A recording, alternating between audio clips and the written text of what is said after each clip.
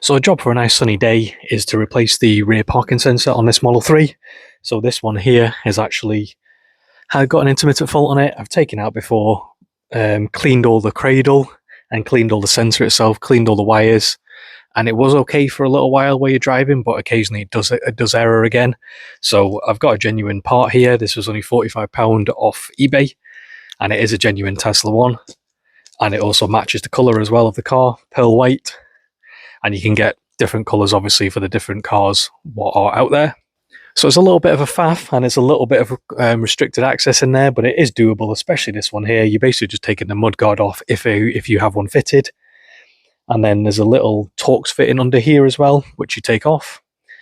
And then the sensor is a little bit of a faff. You don't want to be really pushing it out because you will actually damage the sensor. I know it's getting replaced, but expect there's going to be a lot of crud and a lot of road debris.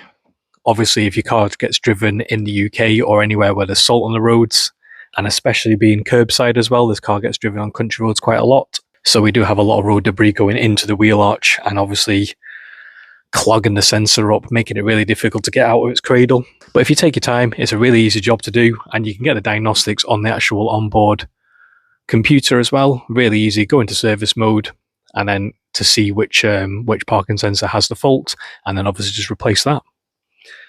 Save yourself £170 plus VAT an hour on Tesla's costs. To put the car in service mode, press the car icon, go up and go to software.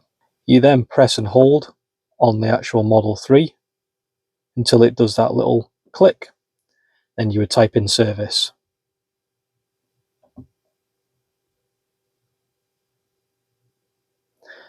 And then this is at your own risk, obviously, so don't press anything that you don't know or unsure about.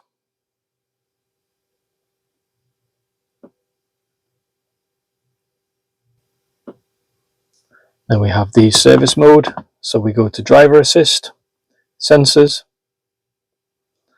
And as you can see, they're all currently working, but this one here has an intermittent fault on it. I've taken it out, I've cleaned it, and it does error when it does drive, so I'm just going to replace this sensor now. This front sensor was also replaced, but it's had a red error, so obviously it's lost communication, this one here. So I'll replace that as well. Just a coincidence that two sensors have failed on the same side. My suspicion is that because it's curbside and the car gets driven on country roads all the time, it's got all the crud inside the wheel arch, it's got banged and bashed about, so these two sensors have had failed. And obviously to exit service mode is the bottom right here. Okay, so first things first is take off the 10mm. Now I tend to do this just hand tight because it's really prone to corroding, so you don't want it to be too tight. You can also put some anti-seize on it as well, so you can get it out easier. Next is the plastic rivet. These tend not to go back in very well. This one here obviously is quite damaged now. I've had it out before a few times, so yeah, they tend not to last that long. It probably does need replacing.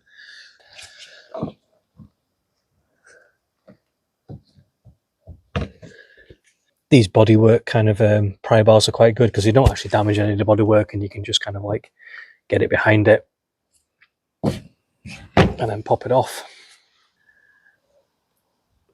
So up here, there's a Torx fitting just where my finger is. You need to kind of push it behind the actual surround behind, get this out.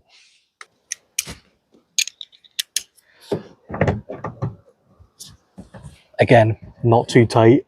There's no point in tightening it really tight because it's just a small screw into the bumper. It's just a retaining bolt. Doesn't need to be really tight. This now gives you space to crack the bumper open a little bit, and then obviously pull back the cowling. Here's your sensor in here. Now the fitting is quite difficult to get out.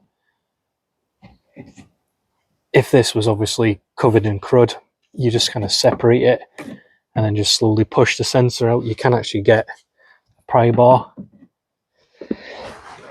or a small screwdriver into where the sensor is and just start wiggling it out Just carefully, try not to damage anything.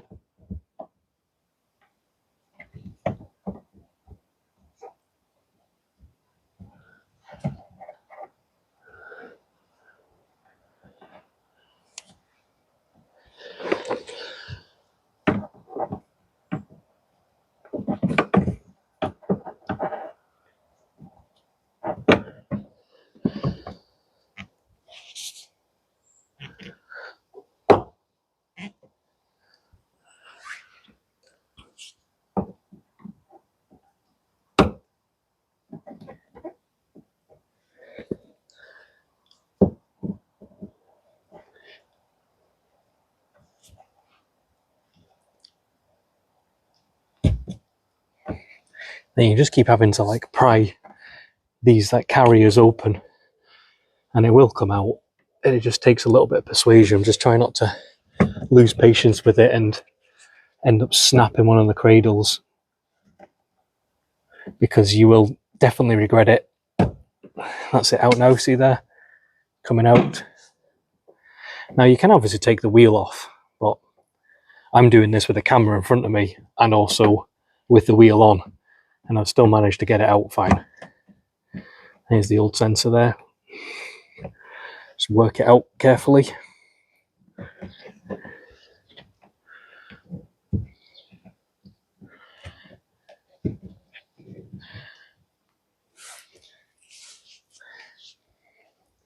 Now the fitting, that red fitting, you basically need to push that red fitting up the way with a screwdriver.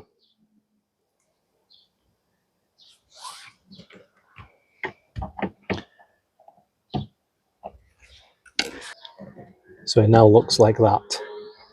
The fitting has been pushed up and the sensor will just pull off now.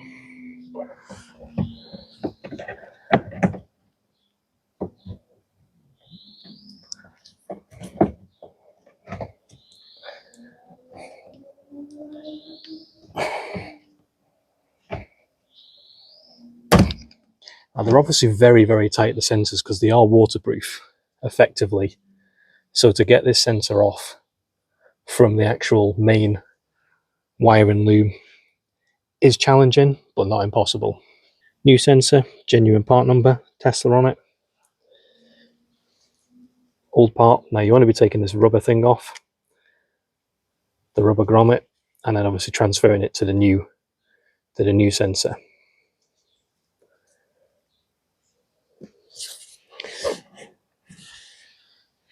And you want to be cleaning all this as well. Get some contact cleaner in there, give it a good clean, get some WD-40 in there, make it nice and loose as well.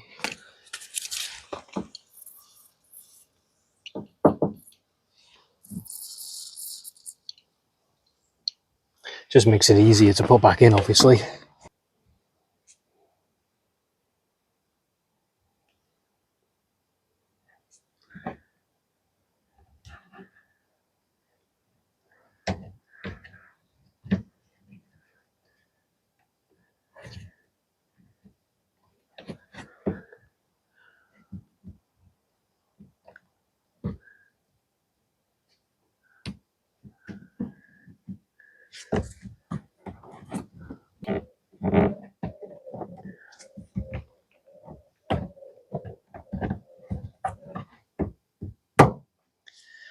Now the new one goes in much easier than the old one came out.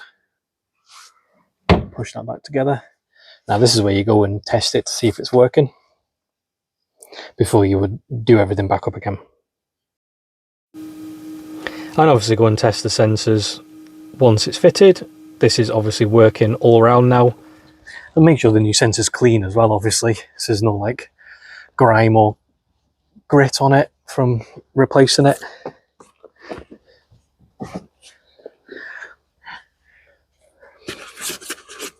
Get some new mud flat back, well, the old mud flat back on.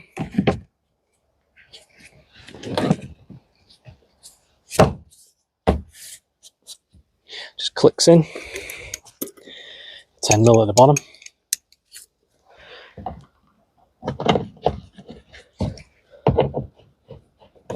Plastic rope back in. And just make sure the cowlings cover the sensor as best as possible. They're not the best. They do tend to have a gap here, which is obviously not ideal for the sensor itself, and that's probably why it gets covered in grit and things like that. But if you have got any value from this video, do hit the like button and subscribe along for plenty more to come. See you next time.